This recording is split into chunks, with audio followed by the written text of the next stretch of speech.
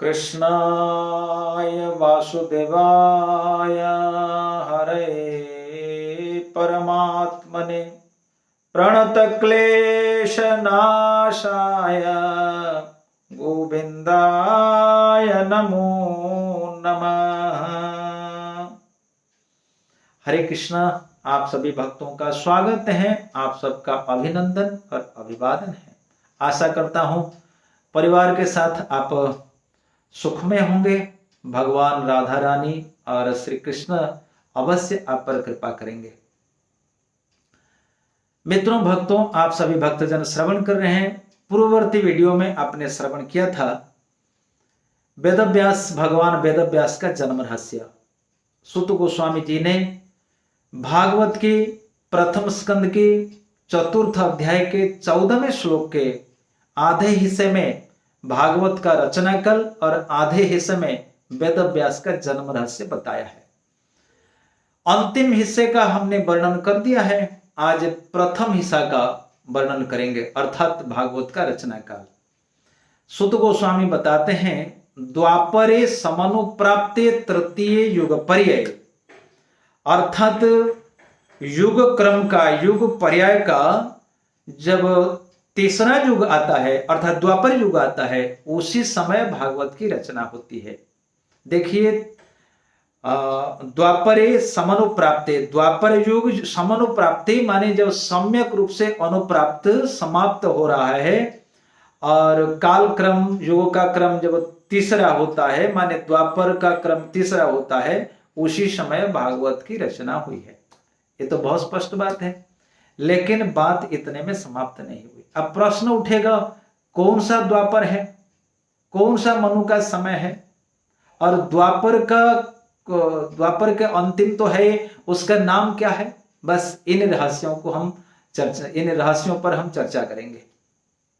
मित्रों, सबसे पहले बात यह है कि ब्रह्मा जी के एक दिन में 14 मनु आते और जाते हैं। 6 मनु जा चुके हैं। अब जो मनवंतर अभी चल रहा है, इस मनवंतर का नाम है वैवस्वत मनवंतर। वैवस्वत मनवंतर में भी 27 चतुर्युग अतिवाहित तो हो चुके हैं। जिस चतुर्युग में हम और आप निवास कर रहे हैं, चल रहे हैं, ये 28वां चतुर्युग चल रहा है। 28वां चतुर्युग का भी अंतिम युग है कलयुग। अतः मित्रों, वैवस्वत मनवंतर के 28वें चतुर्युग का जो युग पर्याय माने तीसरा युग द्वापर युग, वो समाप्त हो चुका है। इसी द्वापर युग के समाप्ति काल में ही वेदव्यास ने श्रीमद् भागवत की रचना की थी। देवताओं के गणना के हिसाब से उनके 1000 दिव्य युग हमारे कलयुग है। उनके 1000 दिव्य युग जितना उनका है, हमारा कलयुग का परिमाण उतना ही है। पर प्रत्येक युग का 3 भाग होता है। आदि भाग को कहते हैं संध्या रूप, मध्य भाग को कहते हैं युग रूप, अंत भाग को कहते हैं संध्यांश रूप। प्रत्येक युग का 3 भाग है, चाहे कली हो, द्वापर हो, त्रेता हो एवं सत्य हो। कलयुग का परिमाण है 1000। ध्यान देना, गणित ये कहता है, युग का हिसाब किताब ये कहता है, एक युग का परिमाण जितना होगा उसका 1/10वें हिस्सा उसका संध्यांश होगा एवं संध्या रूप होगा। उदाहरण स्वरूप, कलियुग का परिमाण है 1000, 1000 के 10वें हिस्सा अर्थात 100 बरस होगा इसका संध्या रूप और 100 बरस होगा इसका संध्यांश रूप। यदि हम इसको मिलाएंगे, हिसाब करेंगे, 1000 धन 100 धन 100, 1000 प्लस 100 प्लस 100 बराबर 1200, 1200, 1200 बरस। 1200 बरस गुणा 360, 4,32,000 वर्ष। हिसाब बिल्कुल स्पष्ट है। उसी प्रकार देवताओं का 2000 वर्ष हमारा द्वापर होगा, यानी द्वापर हमारा 2000 वर्ष होगा, त्रेता 3000 होगा, कली 4000 होगा। तो द्वापर का संध्या रूप कितना होगा? संध्या रूप होगा 200 वर्ष, यानी 200 गुणा 360 अर्थात 76,000 वर्ष संध्या रूप होगा एवं अंतिम 76,000 वर्ष संध्यांश रूप में माना जाएगा। मित्रों, इतना भी नहीं है, भगवान श्री कृष्ण ने जब जन्म लिया था, भगवान श्री कृष्ण का जब प्राकट्य हुआ था, बस उन्होंने इस धराधाम में 125 वर्ष तक लीला करी। जिस दिन भगवान श्री कृष्ण इस धराधाम को छोड़ करके चले गए, उसी दिन कली का प्रवेश हुआ, अर्थात द्वापर समाप्त हो गया और कली का प्रवेश हो गया। इससे निश्चित रूप से पता चलता है कि द्वापर बिल्कुल अंत हो गया था। 125 वर्ष, 200 वर्ष, 300 वर्ष बहुत ही एकदम लास्ट पार्ट, एकदम अंतिम भाग है। सो वेदव्यास महाराज जी का जन्म द्वापर के बिल्कुल अंतिम भाग में हुआ था, अर्थात द्वापर के संध्यांश के समय ही हुआ था।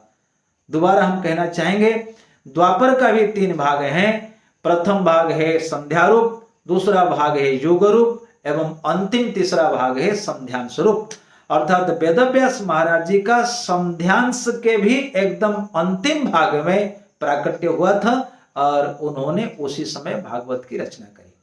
अतः श्लोक का अर्थ के अनुसार अर्थ इस प्रकार से होता है, युग के पर्याय के अनुसार द्वापर 3 में आता है तीसरा क्रम, और युग के जो क्रम है, युग के अंश का जो क्रम है, संध्या रूप, युग रूप एवं संध्यांश रूप, इसी क्रम में भी द्वापर के जो तीसरा भाग है संध्यांश रूप, और बिल्कुल अंतिम समय वेदव्यास महाराज जी का प्राकट्य हुआ था और उस समय उन्होंने भागवत की रचना की।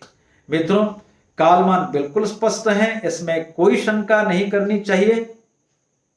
हमारी छोटी सी बुद्धि है, क्या विचार करेंगे, अनंत काल है, वो भगवान अनंत है और उनकी लीला हम क्या गायन करेंगे, ये तुच्छ बुद्धि है। फिर भी भगवान ने जो बुद्धि दी है उसी बुद्धि के अनुसार यथामति यथाश्रुतम, जैसे मैंने आचार्यों से श्रवण किया है, हम आचार्यों के टीका के अनुसार आपके सेवा करने के लिए हम प्रस्तुत होते हैं। सो मित्रों, इस प्रकार से ये भागवत कथा की रसधारा है, आप अवश्य पान करिए।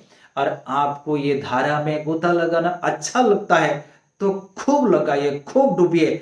देखिए, साक्षात गंगा में डूबने जाएंगे तो मरने का खतरा है, पर भागवत में जितने गहराई में गोता लगाएंगे उतना आनंद और आनंद है। आप भी गोता लगाइए और आप इसको शेयर करिए और मित्रों को सुनाइए, उनका जीवन भी आनंद मगन हो जाएगा। हरे कृष्णा। आप सबको बहुत बहुत धन्यवाद।